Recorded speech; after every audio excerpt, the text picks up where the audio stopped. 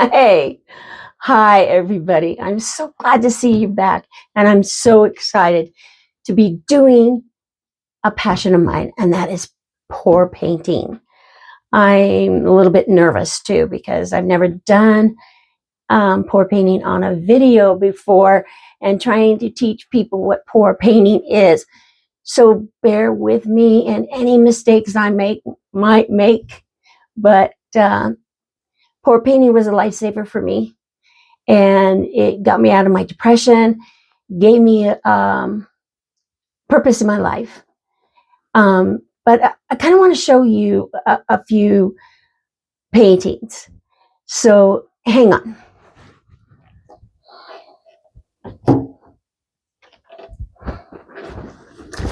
Oops, sorry, almost fell.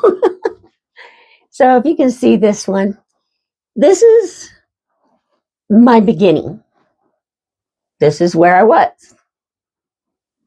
Okay.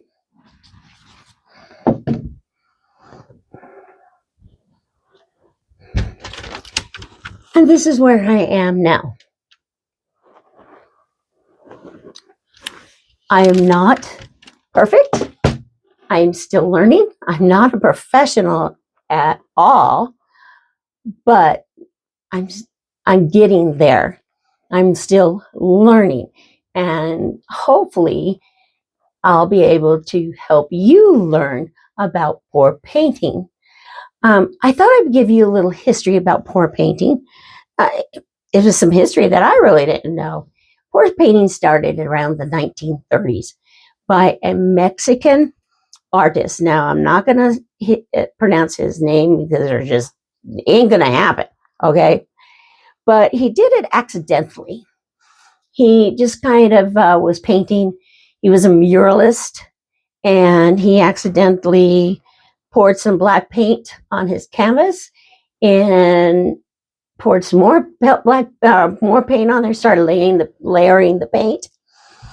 And he saw how it interacted, the paint did, with each other, that there was a natural flow and mixing of colors on this flat surface. And he called it accidental painting. And he said that pour painting is an unpredictable and expressive way of painting. It doesn't require a paintbrush. All it requires is your physical being, okay? So I'm going to kind of work on that and show you that. What I really like about pour painting is that it also shows your temperament or your moods. I mean, you could come into your studio or wherever you're going to paint, and you could be sad, and your painting is going to show that. Or you can be angry, and your painting is going to show that. So it's very interesting just by the movement of your hands and your wrists and your arms, how you can maneuver that paint to provide emotion. Now, around 1940s through the 60s, Jackson Pollock got interested in the pour painting. He was an abstract artist, and he designed a thing called drip and pour. Now I'm going to investigate the drip and pour, and hopefully we'll be able to do it. It sounds fun, but I've never done it, so I'm going to have to try it. And he really liked it, and he saw pour painting as moved more from experimental practice and became more of an expressive art. So there's different techniques. So I'm going to show you one of the techniques that's my very favorite technique. So I'll show that today. So I think we might be ready. So let's get down to the canvas. I got to make some adjustments, so I'll be right back. All right, I'm back. So hopefully you'll be able to see what I'm doing on the canvas. If you can't, let me know in the comments, and I'll try to adjust my camera, my phone. Still learning how to work with it. So my favorite technique is called flip cup. And what you do is you fill your cups up with paint. And you do exactly what it says. Flip the cup. So it is really fun, but there are two ways to flip your cup. So let's start by applying our paint to the cup. All right. So, and it doesn't matter what order you put your paint in, how much you need. It doesn't really matter. Okay.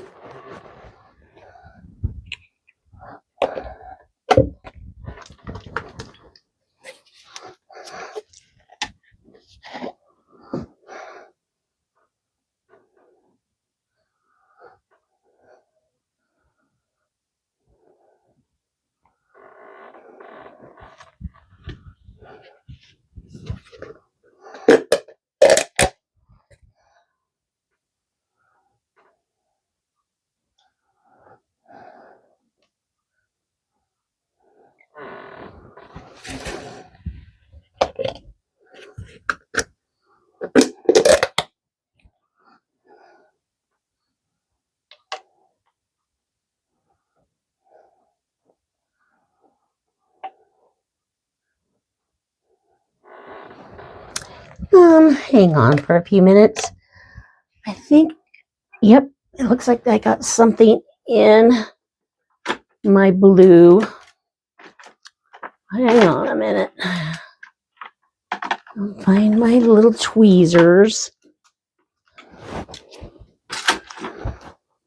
And sometimes this happens. And you get little clumps in there. Might have to wait until I pour the paint out and see what's in there, but we'll see. I did blue. Now we'll do magenta.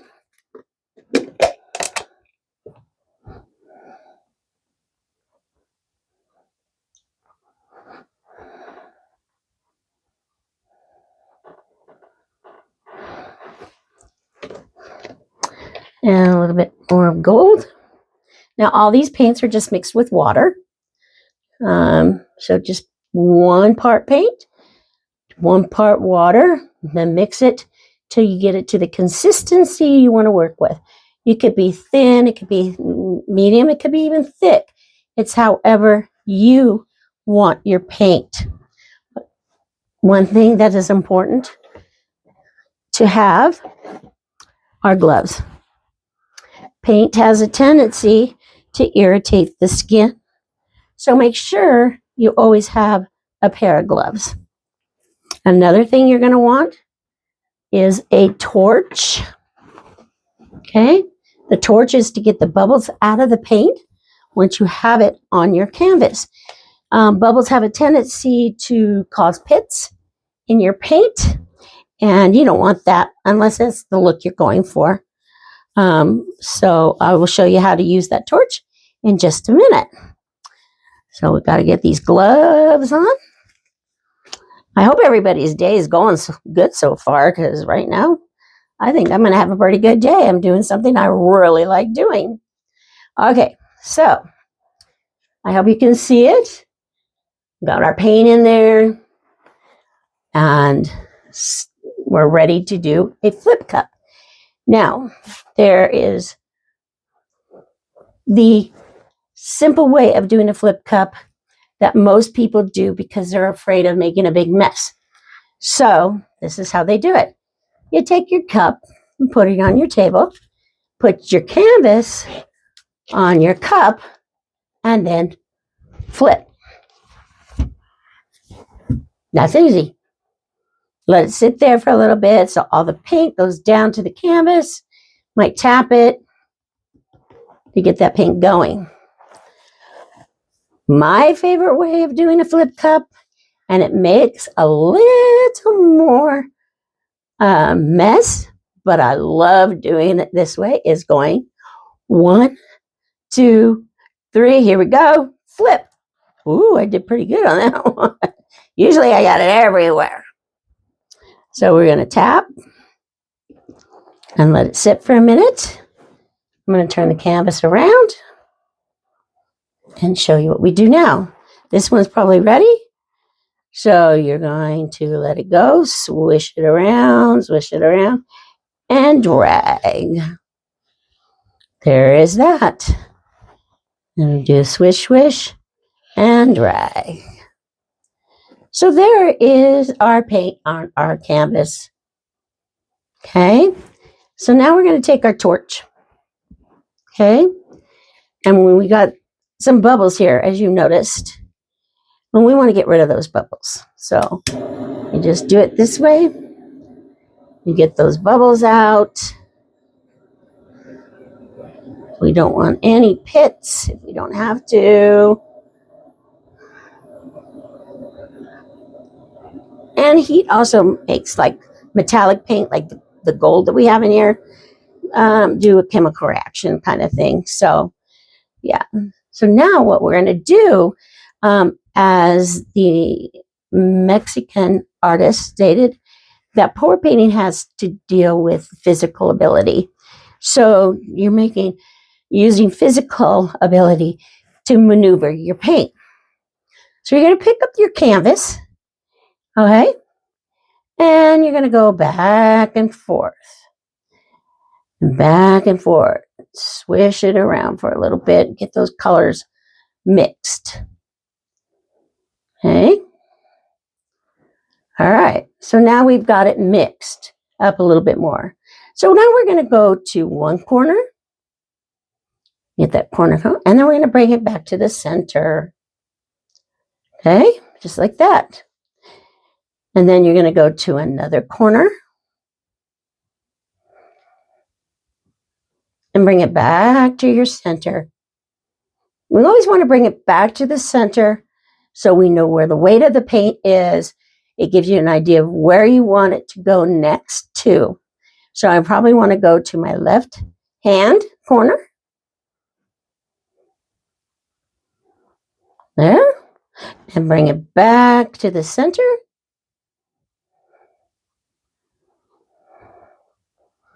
Now we're going to go to the right hand corner.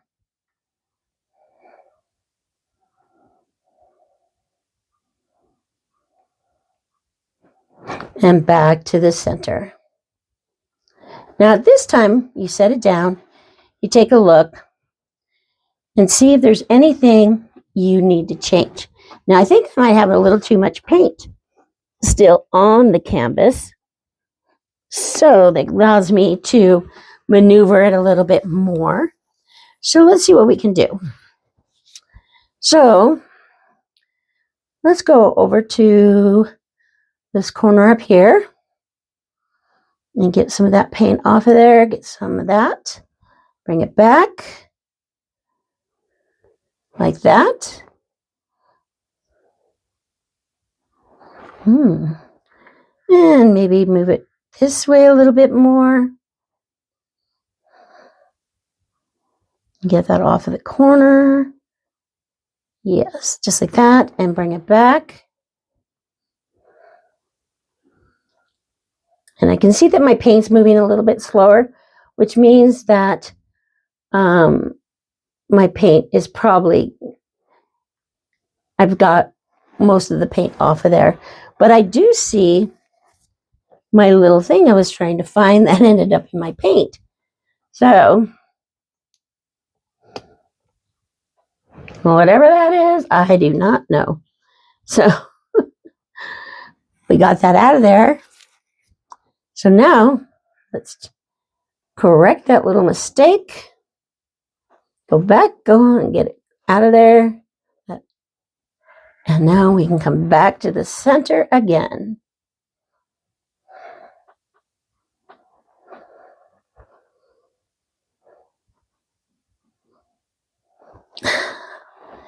And there we have our painting. Yes, it's, I mean, gorgeous. I mean, the greens that I had in there really stood out. The green, well, I didn't really have any green. It's the blue and the yellow that combined and made green. Beautiful green. The gold standing out. I wish some of the more of the magenta would have come out, but I'm pretty sure as it dries, some of these colors will come out more. Paint dries darker, so it'll be interesting to see what it'll be like when it dries.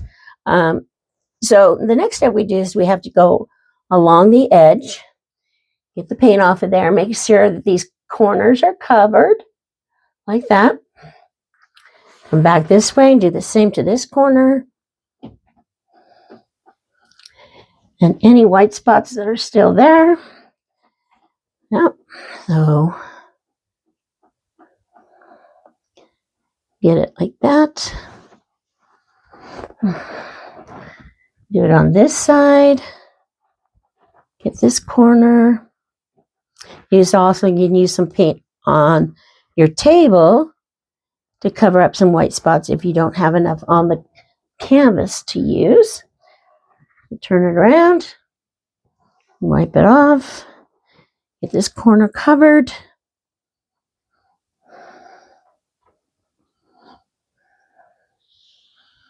There we have it. There we go. Beautiful painting, beautiful painting. Oh my gosh. Let me get these gloves off and I'm going to take you in and show you a little bit more of a close-up. So it's going to be a little bit jerky, but hang on. So you can see those colors. Yes, gorgeous, huh? So that's what we're aiming for. The color combinations. It's interesting how colors work together, and that's another thing you need to do. Chemical reactions. The yellow and the blue made green. Magenta still held its color. We had some kind of, it's like a yellowish tan.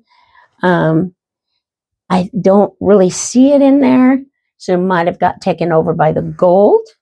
So it'll be nice to see how this dries. And it usually takes about 2 to 3 days, if not longer, depending how much paint is left on the canvas, to dry. And then once it dries, I'll show you the finished product and we'll move on to another painting. So hang on. I want to get the camera back up to me. So hang on. I'll be